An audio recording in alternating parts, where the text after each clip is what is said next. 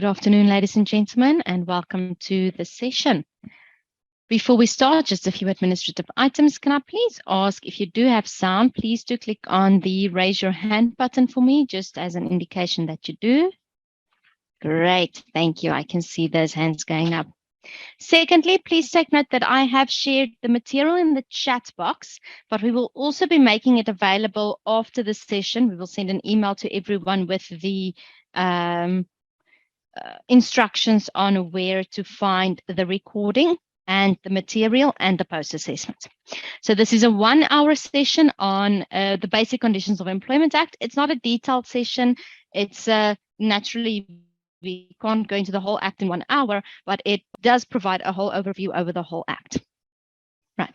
And as I said, please make sure that both the material and the recording will be shared with everyone after the session. In the meantime, though, I'm just posting that material in the chat again for everyone who may have logged on after I've done so, to make sure you can receive it there. If you have any questions during the session, please feel free to send them through in the Q&A or the chat. However, I will only be looking at them after the session. I just want to make sure we get through the content first. Right, and then at the end of the session, I will remain online for any extra questions that may come through.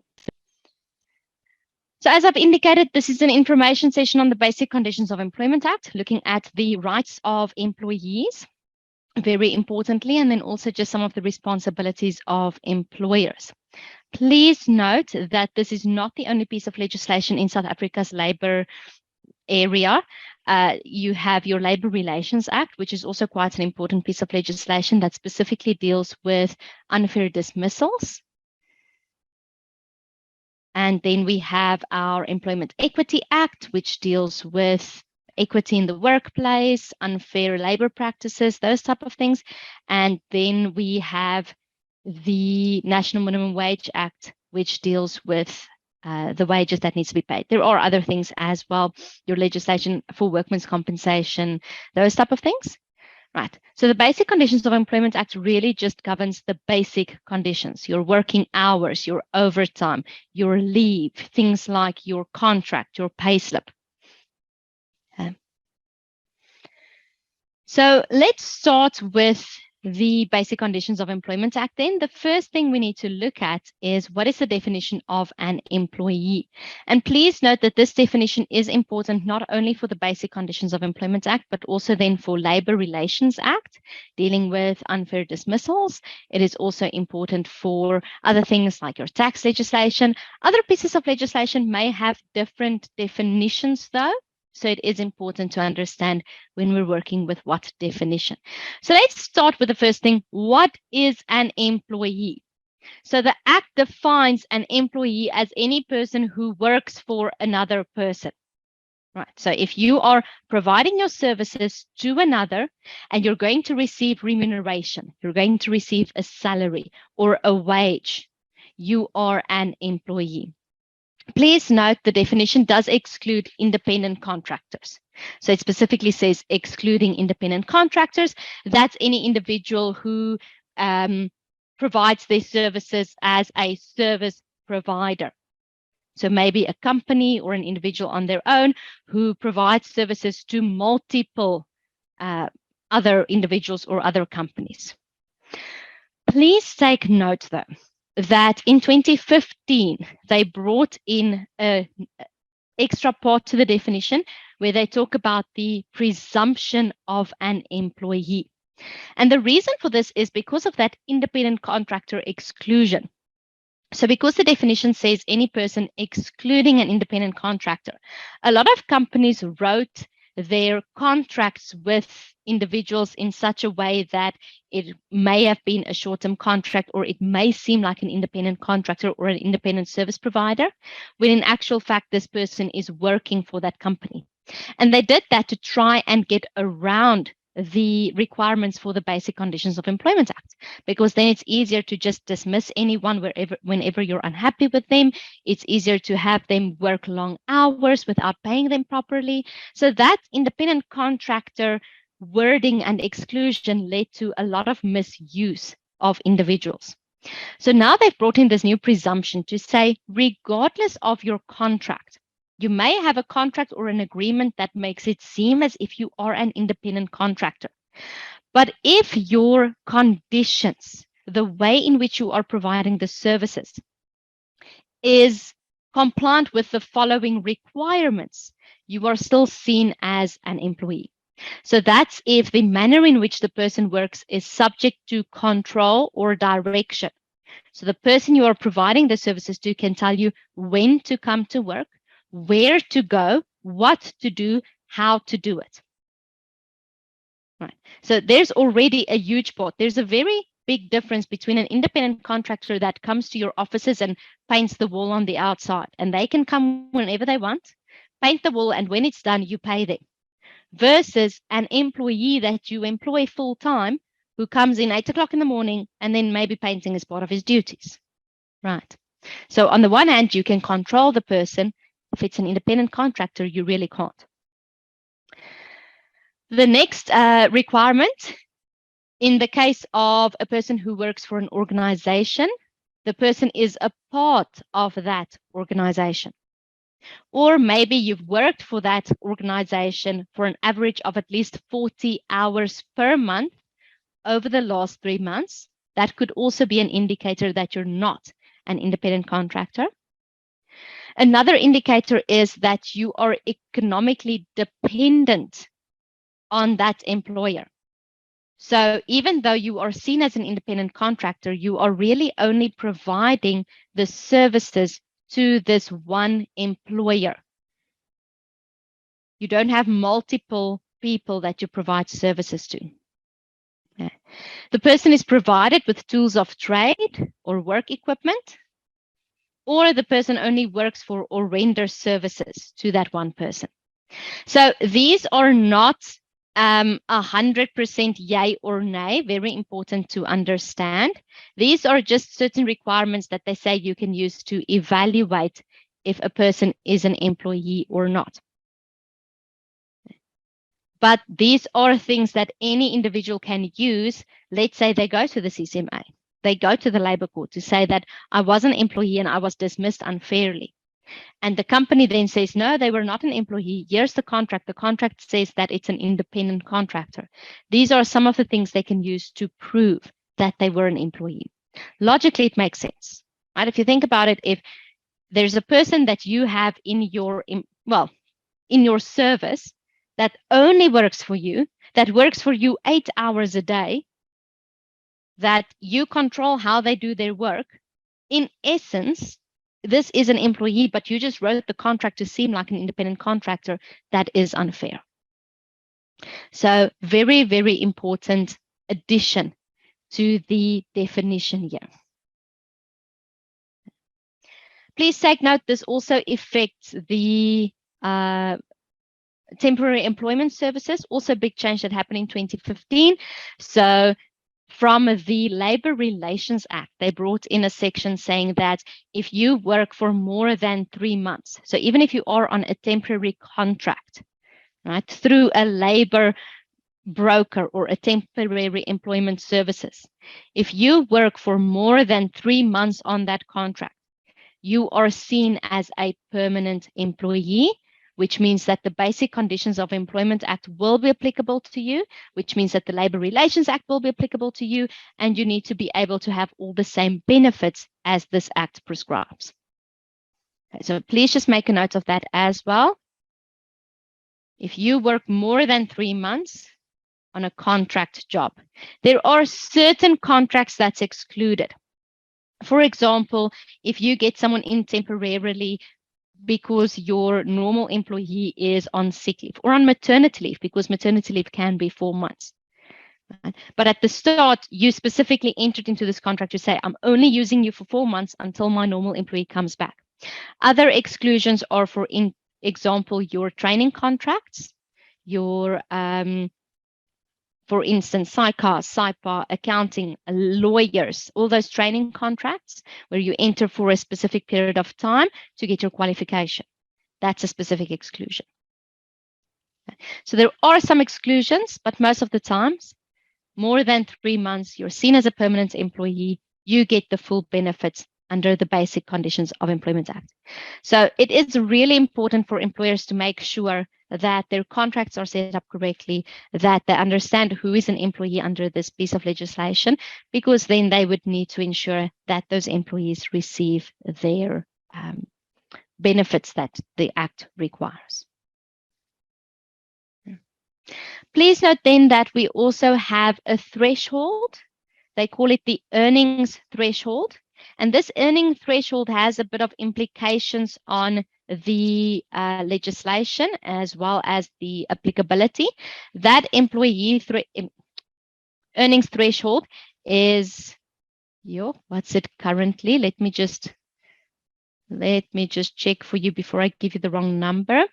224,000 Rand a year. Right, so if you receive 224,080 Rand a year, you are seen as, I don't want to necessarily say senior or management position, but you are seen as in a higher position in the company. And then this presumption falls away, unfortunately.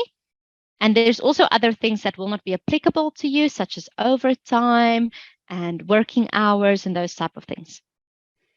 It's about 18,000 Rand per month, just a bit more, right, thereabouts.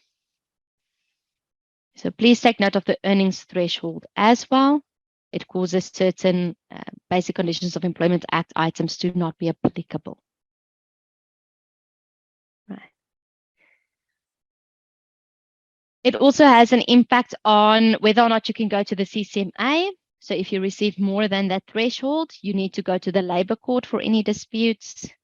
And then also the 3-month rule will not be applicable to you. So if you are on a fixed term contract, if you earn more than the threshold, the 3-month rule is not applicable. Other than that, please take note that the Act is applicable to all other employees, all other workers, every single individual that works for another person. There are articles, if you go and read up on it, that will tell you that the Basic Conditions of Employment Act is not applicable if the person works less than 24 hours. Please note this is halfway incorrect. The 24 hours is not an exclusion on the whole Act. There are certain sections in the Act which would not be applicable to an employee if they work less than 24 hours. Things like leave, things like overtime, those type of things. Okay, we'll talk about it as we go through it. But this does not exclude the whole Act. There are still, that employee still has the same rights as other employees under the Basic Conditions of Employment Act. So please just take note. So now that we've talked about the applicability, let's look at everything the Act requires. First off, the regulation of working time. So the Act does require that if every company that has employees regulate their working hours in accordance with safety, in accordance with Code of Good Practice, making sure employees can deal with their family responsibilities and all of those things. Naturally, we don't live to work. Right? That's not our purpose in life. We're not here to just work the whole day and do nothing else. There's a lot of things that as humans, as people, we need to get to. So we can't just work employees to death. Right? But there are a few specific requirements in the Act. And please note, it's very important to state that you cannot contract out of the Act. A lot of employers think that if I just write something into my contract, I can override the requirements of the Act. That is incorrect. If your contract provides worse conditions than the Act, your contract is illegal, and an employee can go to the CCMA, they can go to the Labour Court. You can still agree. So for instance, if the Act says you're not allowed to work more than a certain amount of hours on a specific day overtime, you can still agree with your employee and say, listen, will you be happy if you work more? And if they say yes, then that's great, right? But you cannot use the contract as protection as an employer if it overrides the Act. So it's very important to know what the requirements are. Now, this is one of the sections that's not applicable to employees that works less than 24 hours. So you don't have to worry with regards to the normal hours in a week, the overtime, those type of things, right? Because they only work 24 hours in a month. So that's what, 8 hours a week, not even. So maybe this is a person that literally works 3 hours a day or less. So for those type of employees, you're not going to fall into these situations most of the time. But let's quickly go through it. What are the requirements of the Act? First off, normal working hours, 45 hours per week. So yes, ladies and gentlemen, your employer is allowed to require of you to work 45 hours a week. This excludes meals, lunchtime. It does not include lunchtime. Right, so this isn't 8 hours a day plus 1 hour of lunchtime. No, it excludes lunch. Naturally, there is a drive to keep working hours at 40 hours a week, so 8 hours a day. There is now also a drive globally to get working weeks down to 4 days working weeks. But I guess that depends on the industry and what you are doing and if you can work on output versus input.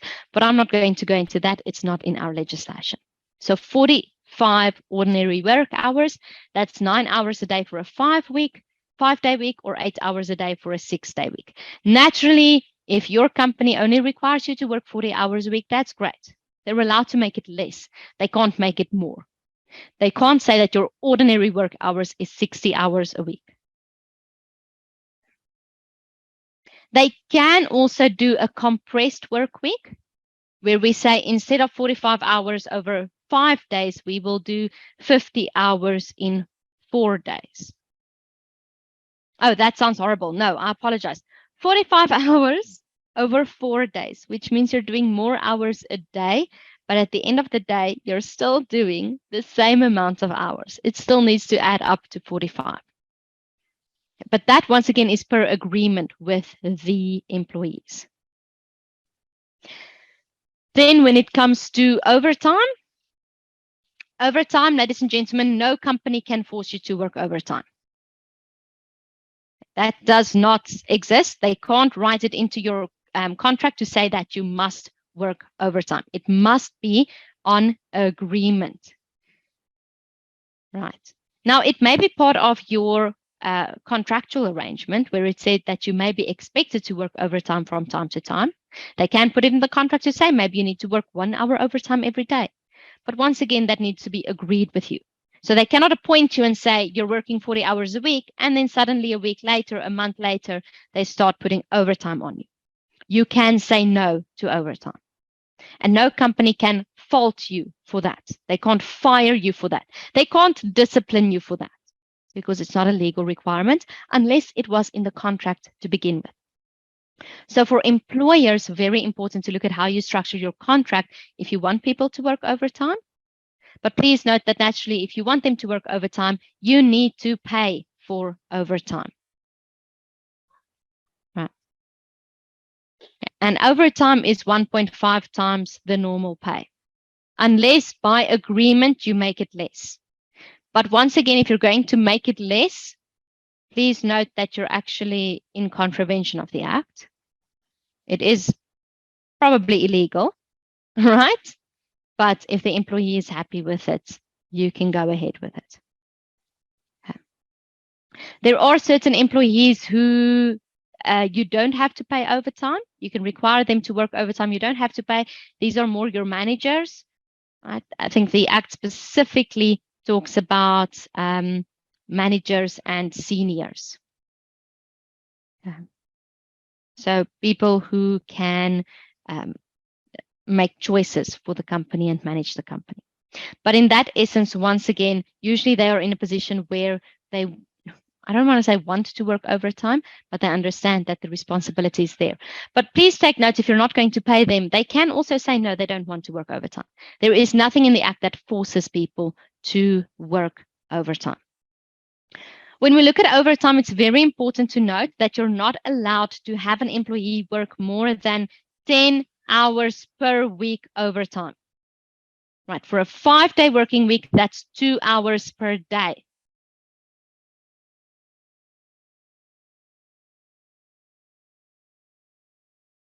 Hours in total per day, which means normal working time, 8 hours plus 4 hours overtime. This is just to make sure that we all remain healthy. Right? It's not good for us as humans to work 20 hours a day. So legally, 12 hours is the maximum. No one can require you to work more in a day, and then they have to pay you for the overtime. Naturally, a Sunday, please take note, Sunday and public holidays are double the pay for overtime, unless you are required in your industry to work on Sundays. So let's say, for instance, a retail shop like Spar, like Pick n Pay, it's normal for them to work shifts on a Sunday. So it will actually be their normal working day. Then it will only be 1.5 times. So then it will be seen as normal overtime. Right. And then please watch out for public holidays that falls on a Sunday. There are instances where public holidays that falls on a Sunday, they go over to Monday. And then you have the Sunday and the Monday, which are both public holidays. And this can impact on overtime. There's actually been case law on this, where employees won the case to say if they work on the Sunday and the Monday, they need to get overtime, double overtime for both days, as both days are seen to be a public holiday. So just watch out for that. You may need to get some legal advice on that side. When it comes to night work, please take note that you are allowed to request employees to work at night, which means between 6 at night to 6 in the morning, right? But if you do, there needs to be transport for them. This is very, very important, right? There, once again, case law, there has been instances where employees did not have transport. They were required to work at night. They refused because they didn't have transport, and the employer dismissed them. It was found as unfair dismissal. So transport must be available for night work. Okay. Meal intervals, lunchtime, at least 1 hour after 5 hours of work, right? That's normal. We all understand lunchtime. Lunchtime can be reduced to half an hour. That's totally fine per agreement, and then naturally you can go home earlier or whatever the agreement is, but there must be a meal interval. Rest period, that's your weekly rest period. The Act requires that you have a daily rest period of at least 12 consecutive hours. That's why we say no one can work overtime to the extent that they work more than 12 hours in one day. You can reduce it to 10 in certain instances where an employee lives on the premises or where they have a longer lunch. But 12 hours is the normal rule.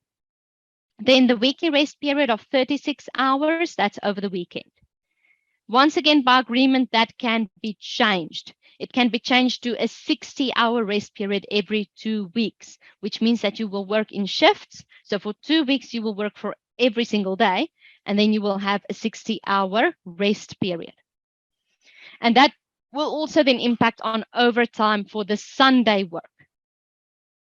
So you can see how in your specific industry, depending on the time that is being worked in your company, you may need to get some legal advice in terms of overtime, in terms of the rest periods, and the night work. So just a few things to think about.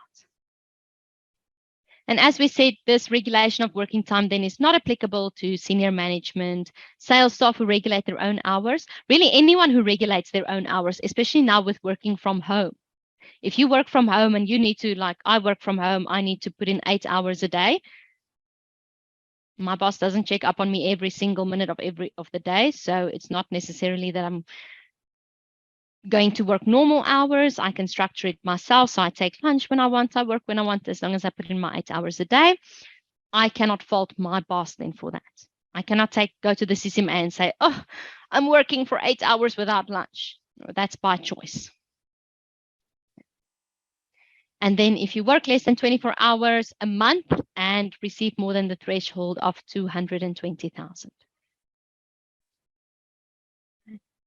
Then looking at leave, what are the different types of leave that you can get in terms of the Act? Normal annual leave, sick leave, maternity leave, and then family responsibility leave. I'm not going to go into this in too much detail. We're just going to look at the specific amounts. So annual leave, 21 consecutive days. Consecutive days means it includes weekends. So if you don't work weekends, it means you only have 15 days, which is 3 weeks. If you work weekends, you have the whole week, 3 weeks. So at the end of the day, annual leave should be 3 weeks. If you're going to take 1 day here, 1 day there, 1 day there, and you don't work over weekends, then you only have 15 days. So please don't think that this means you should have 21 actual days. They say consecutive. If you calculate it, it's 1 day for every 17 days. So your company can ration it and say you're not allowed to take all of it in the first month or all of it in the second month. You may need to first work and actually build up leave before you can take a lot. But once again, that's per agreement. Most companies do it over December, in any case. A few things with regards to annual leave. Please just take note. The Act says that you cannot pay out leave unless your contract is terminated. But per agreement, you can still decide. But this is very important. No company can force you to take money instead of leave. If you want it, and I understand most people do, that's fine. But no company can force you to take money instead of leave. The only time they can, by law, actually do that is when you leave, when you are dismissed or when you resign. Okay. Second one, sick leave. Sick leave, you have 36, sorry, not 36 days. Oh my goodness. 6 weeks every 36 months. So it works on a 3-year cycle. And every 3 years, you get 6 weeks again. You don't need to use the 6 weeks all days, right? You only use it when you're actually sick. And if you use up all those 6 weeks in the first year of your 3-year cycle, then unfortunately, if you want sick leave again, it can be unpaid, unless your employer is nice and they want to give it to you. Then we have our maternity leave, which they've also now added, I believe from 2019 or 2020, the paternity leave. So just quickly there, a mother who actually gave birth gets 4 months. That's your right. You don't have to take it, but that's your right. Naturally, it can be unpaid. Your company does not have to pay for it. If they're nice and they decide to, then they can pay. A father, that's our parental leave. So a father can get 10 days, 10 consecutive days parental leave. And then in an instance where maybe you adopted or it was or you're a commissioning parent, which means there was a surrogate parenthood, neither one of the parents were actually pregnant and actually delivered the baby themselves, then you can get 10 days for one parent and 10 weeks for the second parent. And then you can decide who's going to take what.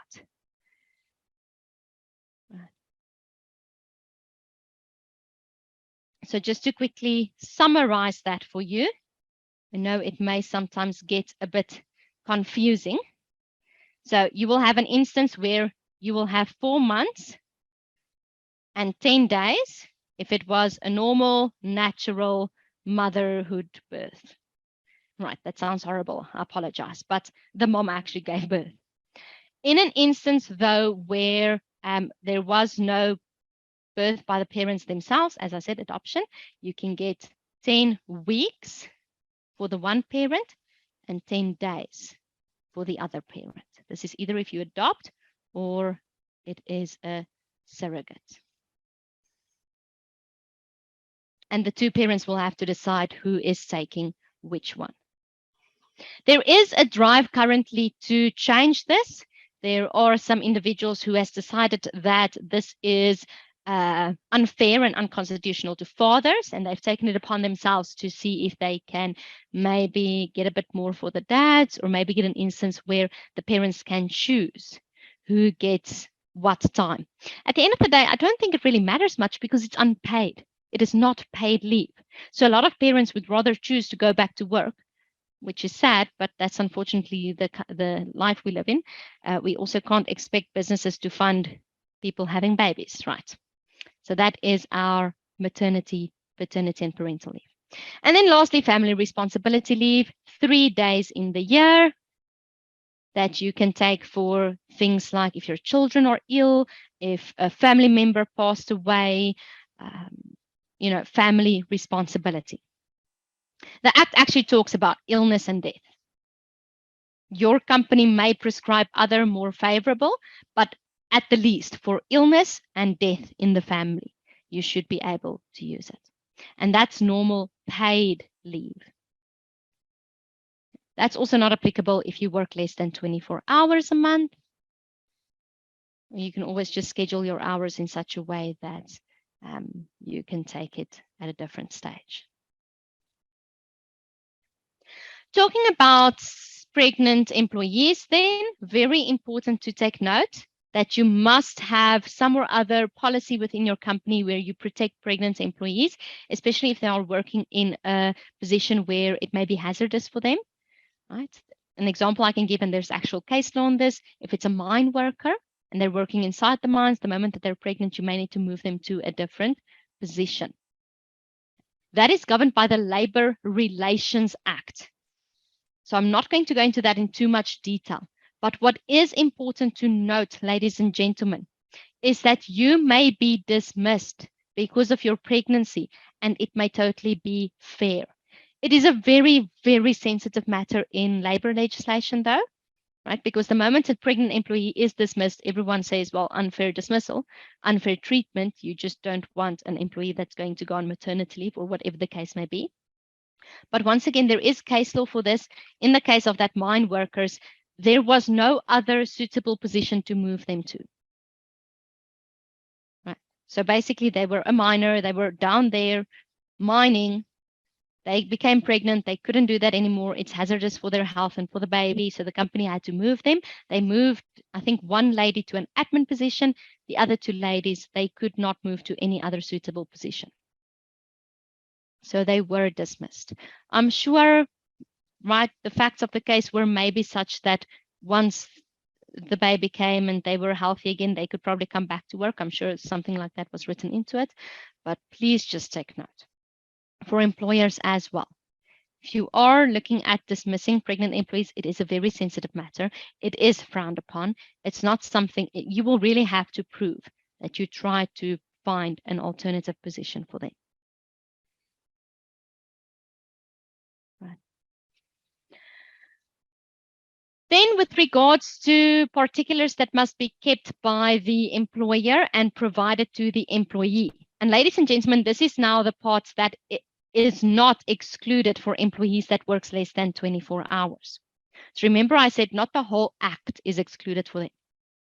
Employers must keep record of their employees with specific information, your name, your occupation, the time that was worked, right? Keep time sheets, the remuneration that was paid, not only for labor legislation purposes, but also for tax purposes, UIF purposes, accounting purposes, all those things. Then there's certain information that must be provided to the employee. I'm not going to give you the full list, right? The Act has a whole list of information that must be provided to the employee. And this information is usually provided in the form of a contract. So it's things like, where are they going to work? What is their duties? What are their hours of work? What is the wage that they're going to be paid? What is the overtime requirements? What's the benefits that they're going to receive? When will remuneration be paid? Right? All of these things. The normal conditions of employment. Now, please note, a written contract isn't necessary in terms of the Act. The Act just says that an employer must provide these particulars of employment to the employee. So you may be explaining it to him verbally and recording it on a voice recorder. You may be putting it in a written document that's not necessarily a contract, or you may be using a contract. So verbally is also allowed, as long as you provide them with all the information that's necessary. At the end of the day, you want something documented or recorded to safeguard yourself as well, to prove that you've taken these steps and informed the employee. Because should they go to the CCMA later on or the labor court and you can't prove it, that's a bit of a problem. Right. So no, a contract is not necessary. Yes, it is recommended. It can protect you. It can provide clarity when there is a dispute. You know, why you dismissed this person, why you didn't give them a raise, why you didn't promote them. Always keep everything on record. That's basically the rule and the lesson that can be learned from our case law. Even if it is a voice recording, that's also fine. That's also allowed. Second question, is a payslip necessary? The answer there, yes. Right? You need to, it doesn't have to be in a specific format, but you need to provide an employee with proof every single time you pay them with regards to how much was paid, how is it calculated, you know, if it's on an hourly basis or whatever the case may be. And then also with information such as the leave that is left or leave that was taken, overtime, right? These type of things. So contract, no formal contract is necessary. Payslip, yes. Once again, it doesn't have to be formal, but certain things must be included on it. There's an example on the Department of Labor's website that you can go and look at should you want to.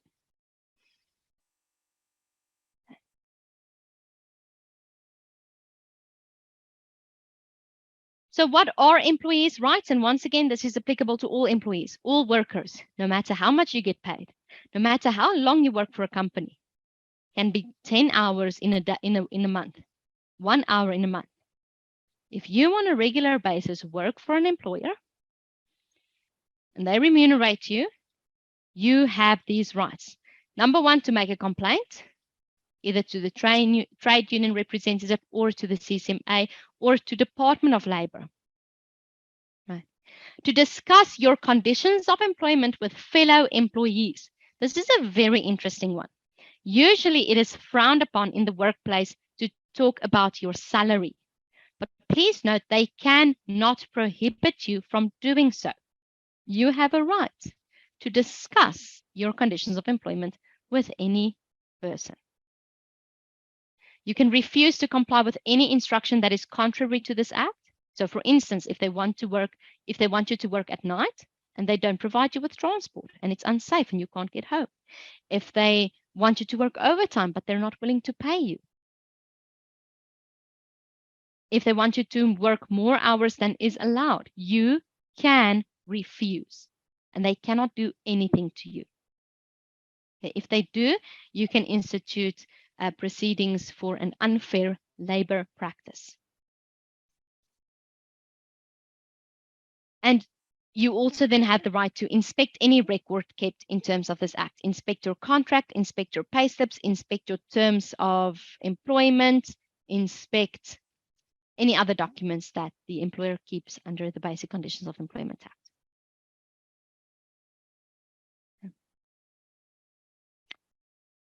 Right, so ladies and gentlemen, that is the rights of employees. Looking at our working hours, our leave, our rights. So let's quickly talk about certain responsibilities from the employer. There are certain things that the Basic Conditions of Employment Act says an employer cannot do. An employer cannot require or accept any payment by an employee or a potential employee to provide them with the work. So these things that you see online usually where people say, do you want a job? And then you find out about the interview and then they want you to pay. Those are usually scams. It is prohibited. No one can charge you to give you a job. They can also not require an employee or potential employee to purchase any goods, products, or services from the employer. Please take note, this is not the same as if you're going to work as an agent for Avon, because then your job is to sell the products. Right? So that's a different thing. What we mean here is if you go and you work for Outsurance, they cannot force you to take insurance with them. If you work for Standard Bank, they cannot force you to move all your accounts to Standard Bank. They can ask you. Usually they provide preferential rates. So usually employees do move their things because of the preferential rates, but they cannot force you. And then they cannot deduct anything from your salary unless it has been agreed or it is in terms of an act. So tax, UIF, SDL. Well, SDL isn't deducted. Tax and UIF, that they can deduct. Anything else, there must be an agreement. It must be in the contract. So things like trade union membership fees, things like having you pay for assets that they provided to you, deducting losses that was suffered by the business from your salary, anything like that.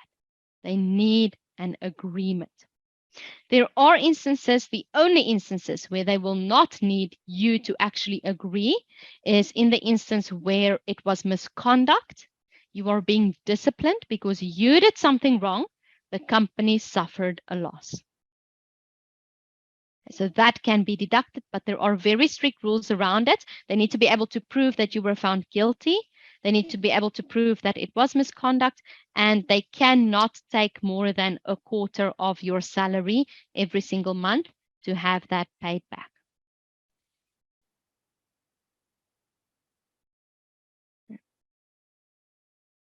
Right, so that's everything dealing with your employment. Now let's look at things like if you want to leave, if you want to resign, or they want to dismiss you. What's the notice period?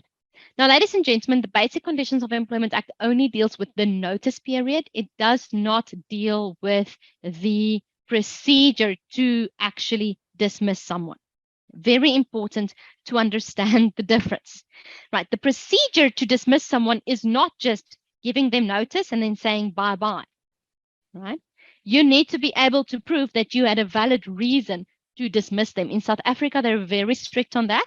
It's not like that in all countries, and I think we can thank the lawmakers there, right? Otherwise, very, very unfair treatment would have been the case. Okay, so you cannot just dismiss someone. You need to have a reason for it.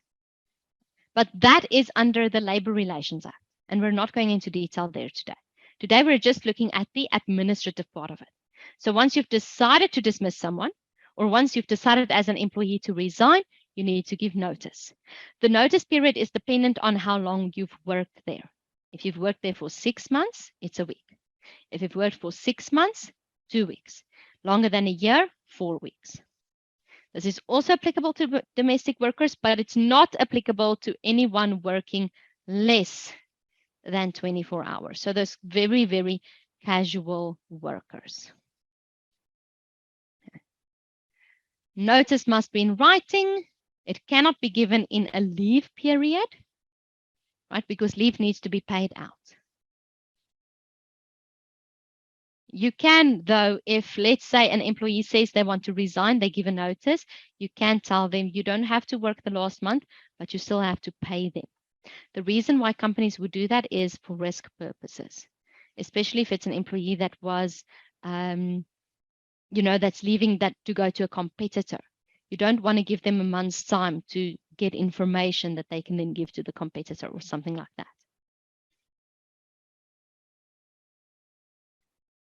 Right. Naturally, if you are terminating someone's employment. This is if the employer terminates. So please take note here. This is not applicable where it is a resignation. This is only applicable where it is an actual termination. Then they have to pay out severance pay.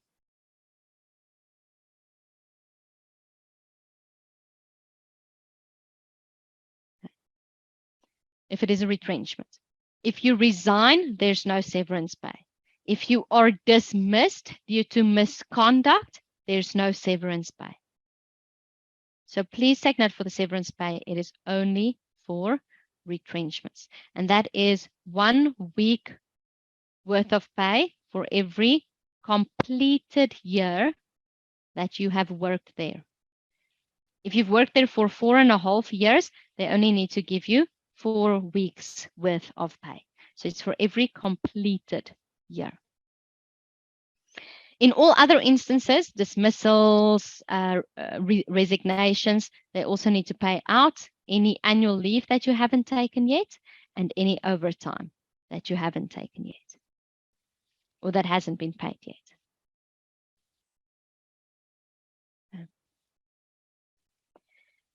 And then you are allowed to ask an employer for a certificate of service once you have resigned or once you have been dismissed or retrenched or whatever the case may be, just to be able to prove that you did work for them so that you can provide that to a new employer if you need it.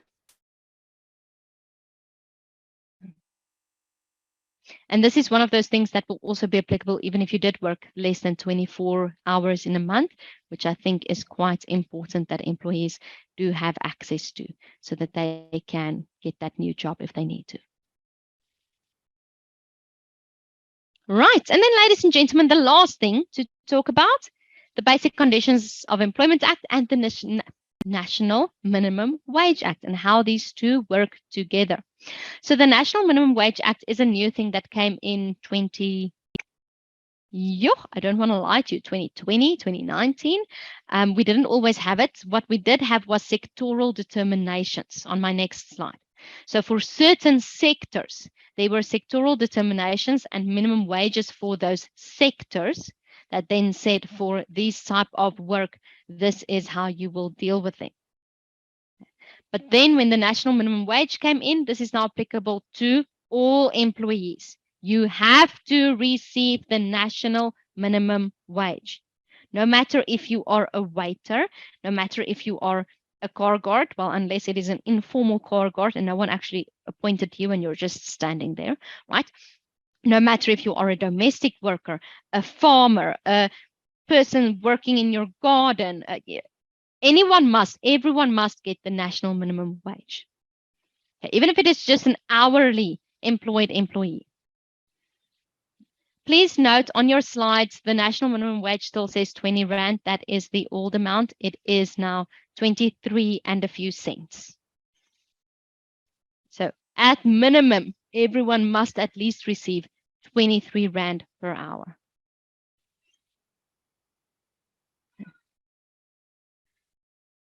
Right.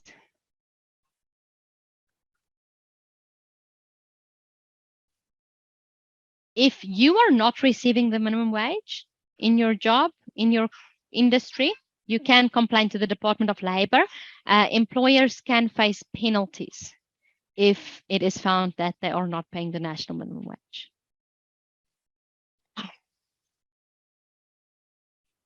And then lastly, ladies and gentlemen, as we said, there are certain sectoral determinations that provide for extra requirements or different requirements for different sectors, such as contract cleaning, learnership, private security sectors, domestic workers, wholesale.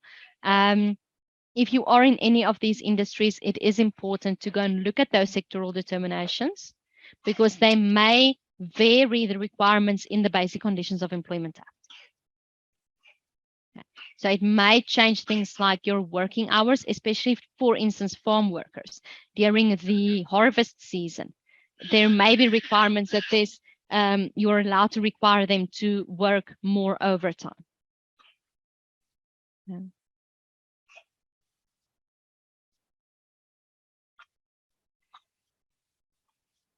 And then lastly, for those of you on the session today who is perhaps coming from SAICA or SAIPA or IRBA firms where your trainees have training contracts, it is important to also just note the interplay between the training contracts and the Basic Conditions of Employment Act. SAICA, SAIPA, and IRBA, all of them have stated that they have no jurisdiction over basic conditions of employment.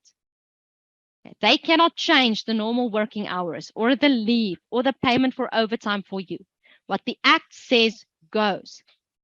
As an employee, if you are unhappy with your normal hours, your overtime hours, your salary, your leave, you cannot go to SAICA or SAIPA. Well, you can probably complain to them, but your first stop should be Department of Labor. They cannot give you any dispute resolution for these issues. For the employers in this industry, it's very important that you still comply with the legislation. The only thing that SAICA and SAIPA can maybe do extra over and above the basic conditions is to provide for things like study leave, right? To provide for extra requirements on the firms in terms of resources that they need to provide to the trainees. And then naturally, and this is a very important one, usually in the training sphere, the cancellation of the learnership, the cancellation of the training contract with SAICA or SAIPA goes hand in hand with the cancellation of the employment contract. But that depends on your firm. Naturally, you don't have to dismiss an employee if they cancel their learnership contract with SAICA or IRBA or SAIPA, but you can. Because that's why they started to work for you, is to do a traineeship contract. So this is very important to note for employees, for those trainees. The two are linked. If you're lucky, your employer may keep you even though you cancel your learnership contract. But in most instances, they are allowed to dismiss you if that happens.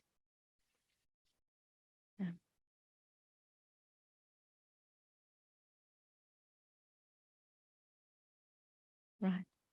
Because this is one of the instances where the it is allowed to have a specific fixed term contract.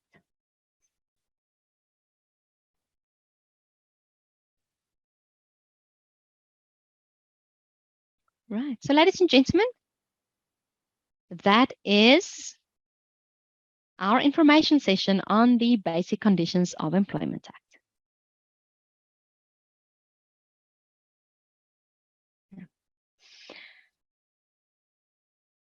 If there's any questions, please do let me know in the chat or in the Q&A. I see we do have one coming through in the chat box. When do you qualify for family responsibility leave? So the family responsibility usually we said is for your children or family members who perhaps have passed away. So the question is, when is it seen as family, especially in an event where you are perhaps not married? Right, but maybe you've been together for quite a long period of time. So interestingly, the Act does not only state spouse. The Act says spouse or life partner. So you can argue and say, well, this is my life partner. So definitely in that instance, I would believe that it still does allow you to take family responsibility leave in that instance. In any case, I think a company that this allows you to take family responsibility leave upon the death of a family member or a life partner.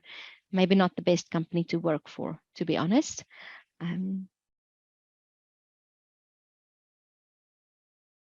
Yeah.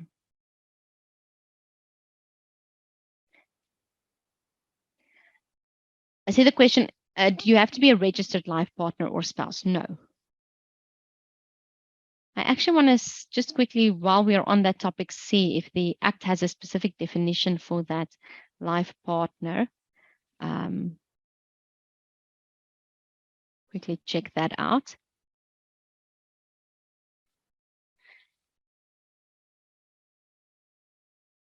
Let's look at the other questions in the meantime. Does a fixed term contract that progress more than 3 years create an expectation of being permanent? Ladies and gentlemen, I have to be honest, when it comes to a fixed term contract, there's a lot of nuances there and a lot of case law and a lot of ways to argue it back and forth.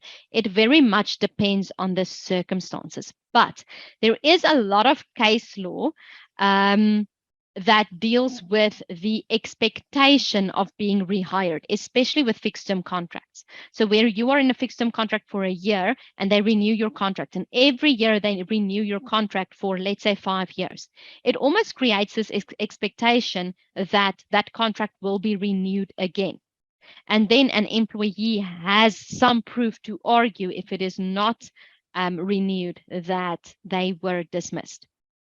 Right. But it very, very much depends on the situation.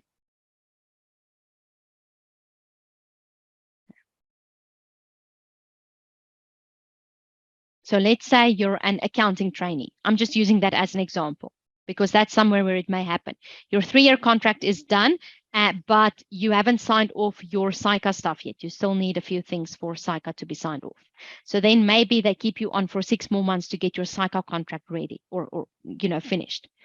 That doesn't really create an expectation that you're going to be permanent. It's just until your contract is done.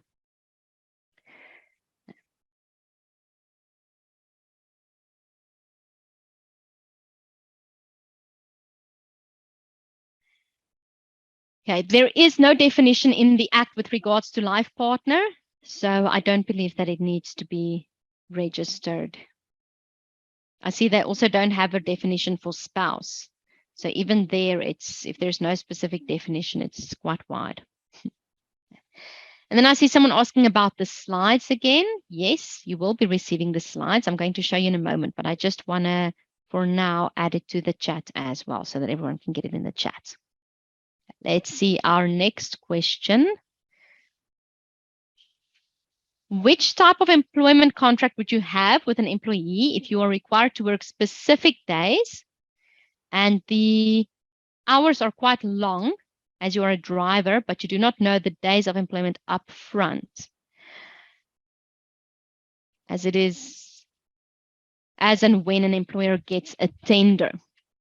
It's a very interesting question. This would be more the non-standard type of employment where you don't necessarily have a fixed hourly contract or fixed hours in your contract.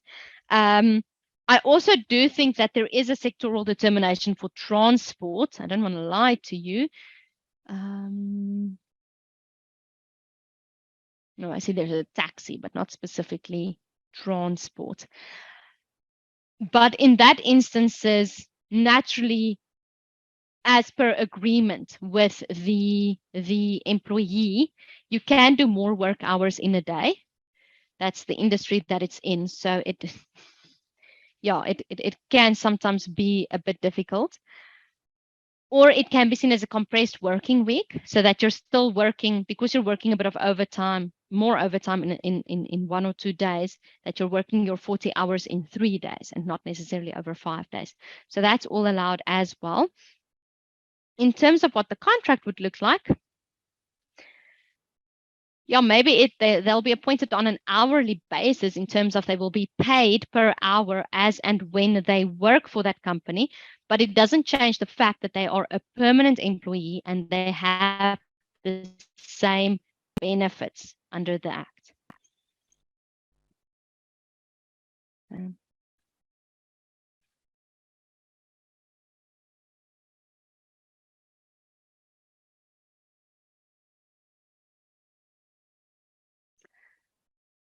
The next question, when the employee is dismissed for incapacity, so poor work performance, we try to help them, we try to give them guidance, we try to train them, and still they are not performing properly.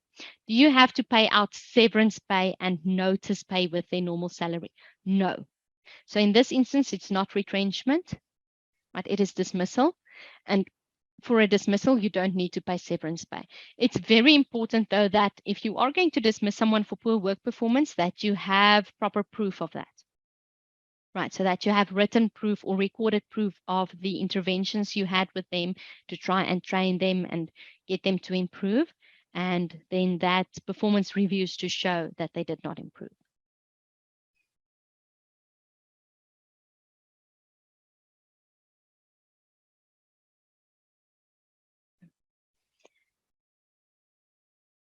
Can an employer cap the leave for an employee and let them forfeit their leave if they did not take it on time?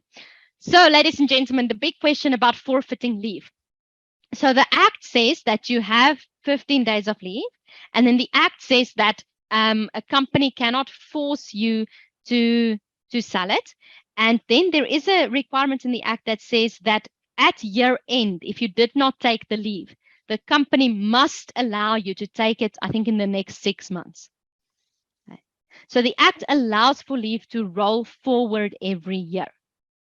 Basically, what that means, it's, let's say by the end of the year, you couldn't take your leave, either because you were busy, there was no time during the year.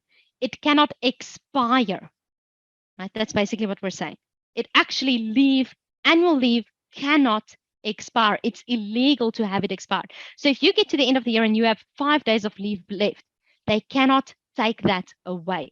You must be able to then take it in the next, I do believe it's 6 months. I can't remember the exact time, but the Act has a time period, a window period after year end, in which they must allow you to take that leave. They can come to an agreement with you to say they will pay you out. That they can do, but they cannot just have leave expire. That is illegal. That is time that is owed to you. Okay. They can probably then ask you to take it over December, right? A lot of companies close over December, and then they're like, everybody must take leave during this time because the company is closed. So that's fine, but it cannot really be forfeited. If you can't take the leave because your employer did not approve it, did not allow you, you were too busy, you didn't have time, then they need to either pay that out or give you time to take that leave. In terms of capping the leave, they can cap the leave, but only to 15 days. Well, 21. 21 consecutive days or 15 days if you're not working weekends. That's the legal cap. They can't make it less. So I hope that has answered the question on leave.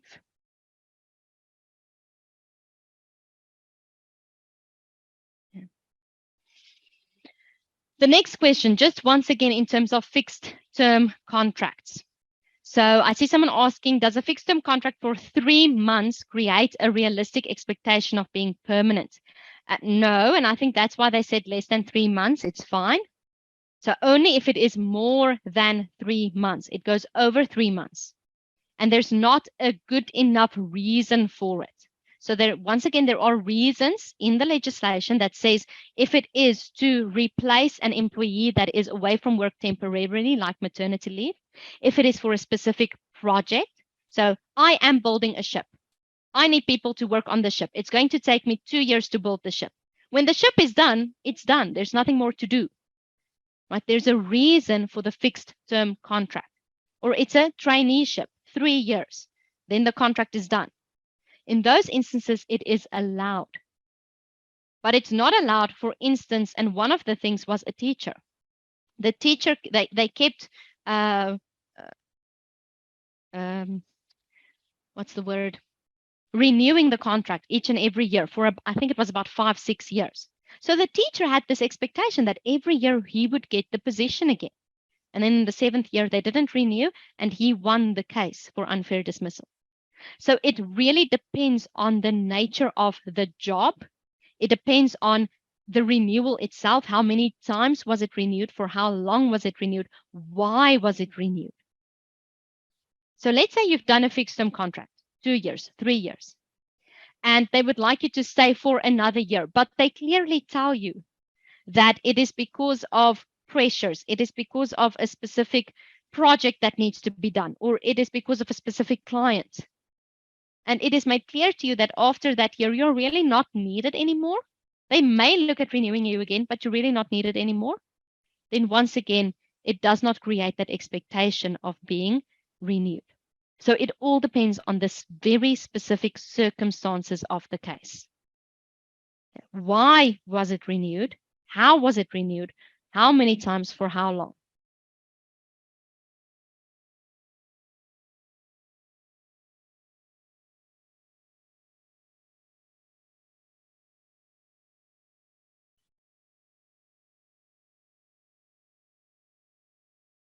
I see someone asking about locums. So I'm assuming pharmaceutical. That's the locums that I am familiar with.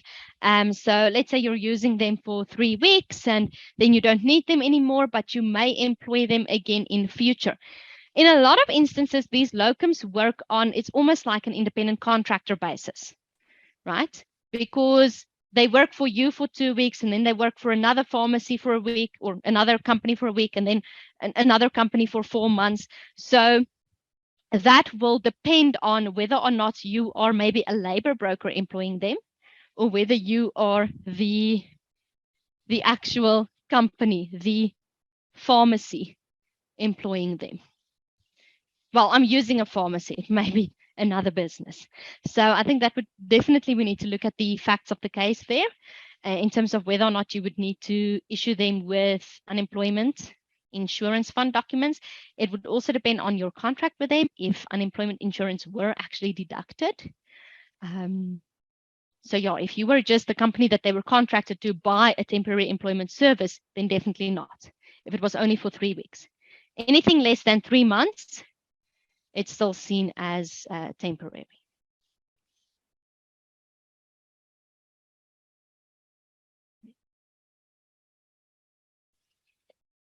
Then I see the next question. Is there a need to run a procedure like a disciplinary to let someone off who cannot work due to illness? Yes. That is governed under the Labor Relations Act. So if someone is sick and they can't come to work anymore, it doesn't have to be a formal disciplinary hearing like you would have for a misconduct, but there is a due process that needs to be followed.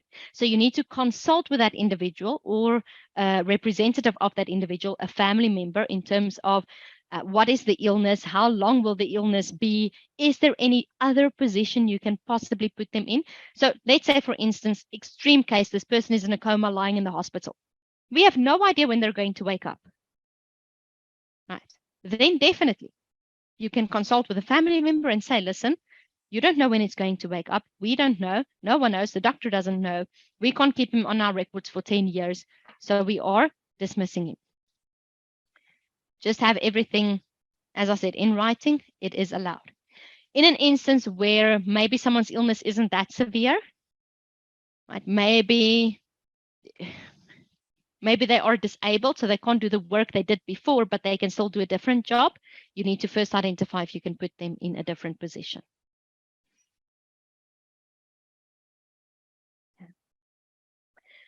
Next question. What are the leave rules around teachers and school holidays? Yes, good question. That depends on school to school, right? They also fall under Basic Conditions of Employment Act. So legally, the school only needs to provide them with the 21 consecutive days, right? So if the school requires them to work during school holidays or requires them to do certain things, maybe planning for the new, I know I have a few teachers as friends and as family. So I know that they're not necessarily on holiday, but they still have certain things they need to do. They need to mark tests perhaps, or they need to plan for the next quarter or whatever the case may be. So they could be required to work during holidays. It just depends on the administrative mechanisms in the school itself.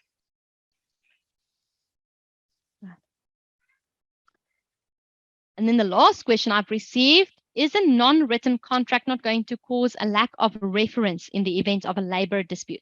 Yes, definitely.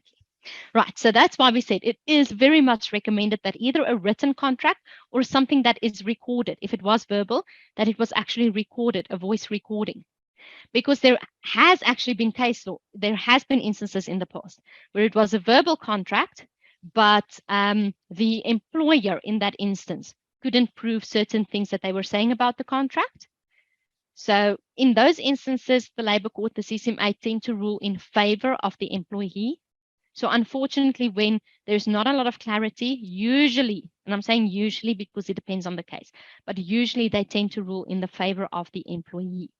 So for employers, it would definitely be better to have a written or recorded contract. Right.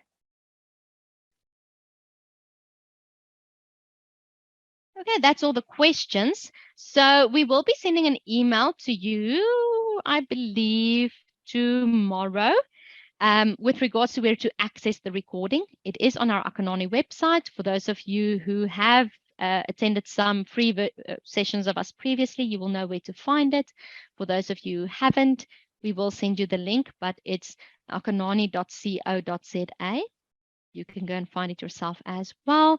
So if you go to lessons and you just search for free, you will be able to see all the free sessions we have available there.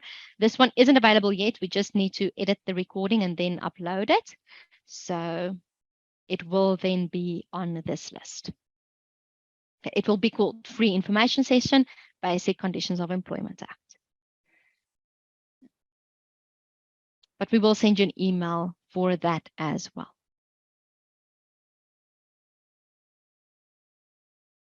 Okay, ladies and gentlemen, if there is then no other questions, thank you very much for joining me and enjoy the rest of your day.